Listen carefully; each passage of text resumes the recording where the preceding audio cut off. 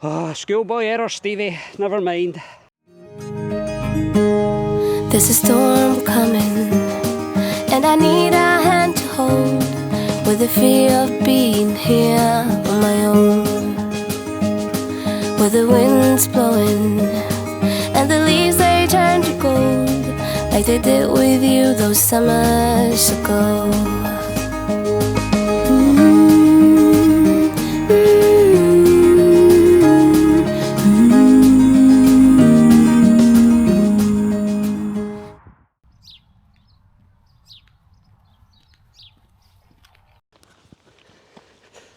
Well, good morning. Welcome back to the Chronicles.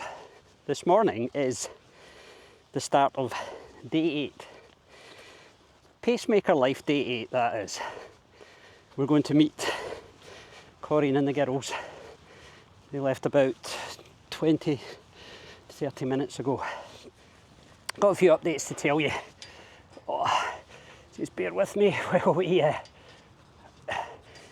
This may look a bit precarious, but it's actually easier on the shoulder because I'm not lifting it, excuse me, and I'm not straining either to lift the weight of the farm gate. So what are the updates I've got for you? Okay, so first of all, the procedure took place on the 19th, so we are effectively 8 days since the procedure. Not quite, it'll be 8 days, 5 or 6 hours to the minute. And as you can see, the wound is healing. It's not as tender. It does look a bit, it looks a bit tender. It's not as bad as it looks. I'm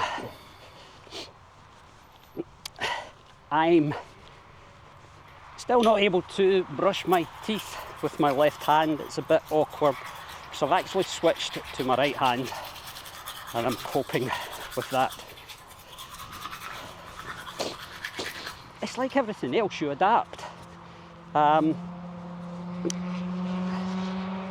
know if you can see that there. Most likely the mic picked it up, but that was a two-wheeled driver breaking the speed limit on the M9. Yeah, so you adapt. You use, this arm has got full movement, right? So there's no problem with that. Can't do that with my left arm, so if you're left-handed like me, that really is a challenge. But as I was saying, you adapt.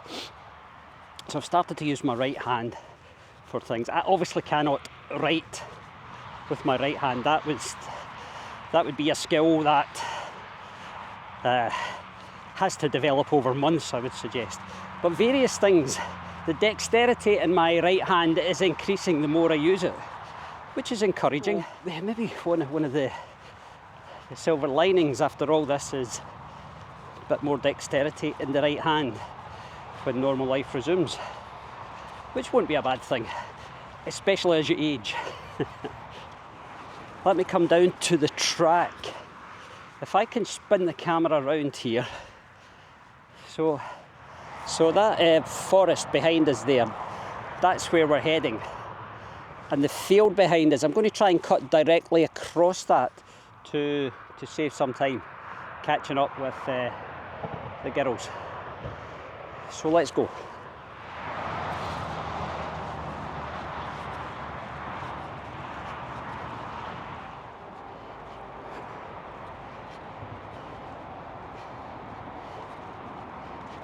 Bloody roasting. Suspens. Oh, hello. What are you doing there? You just minding your own business. Is that lamb sick? Is your wee lamb sick? Oh, your wee lamb's sick. She's not doing so well, is she? Let's see if she's there on the way back, and then we'll call the farmer.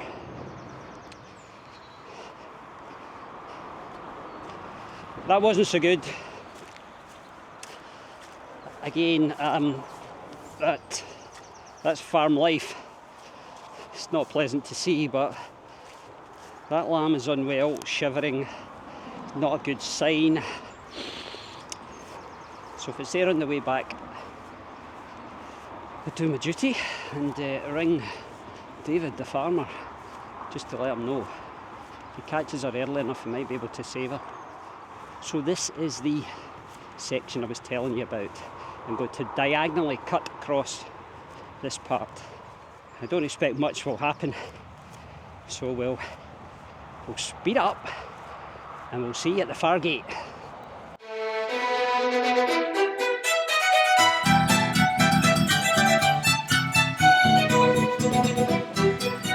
Let me just check what my heart rate's doing, folks.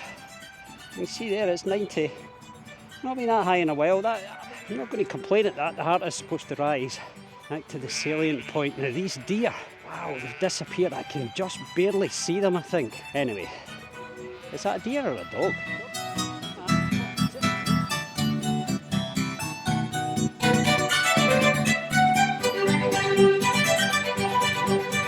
Okay, I didn't really want to bump into that person with their dogs, although I know them.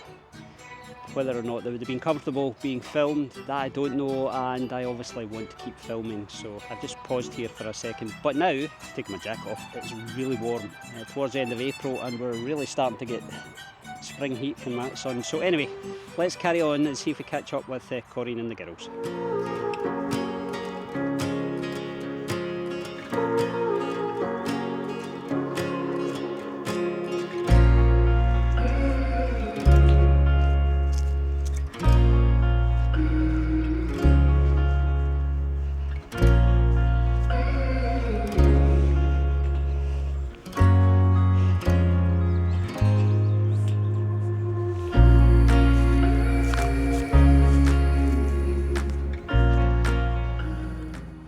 So we're cutting through this section, which isn't really a recognised trail,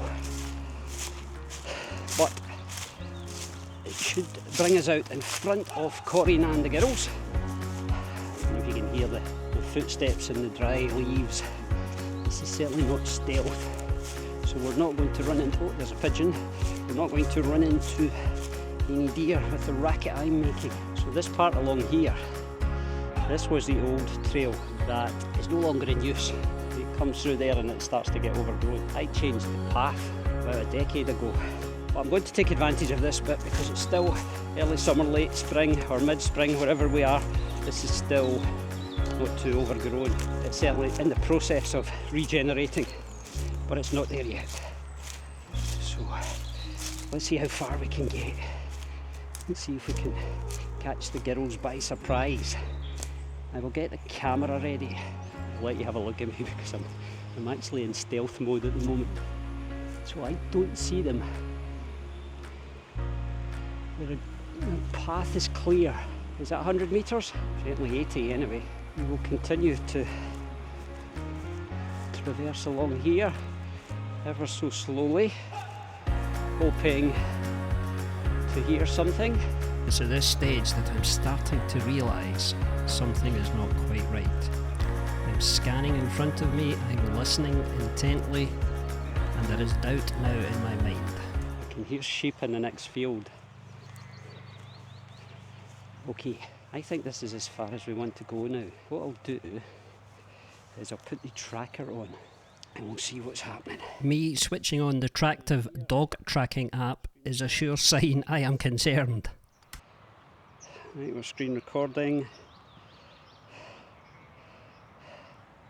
Tractive, and we have Eireann. We will go live. And let's see if we can get her zoned in. So now I hear something and it immediately distracts me. I don't actually notice that the tracker has got a good GPX fix on Eireann and we are now live tracking her. It takes me a minute or two to actually realise this. Oh man, I've completely missed them. I cannot believe that. I've missed the girls. This is a fail, Stevie, of the first order. Oh dear. Okay.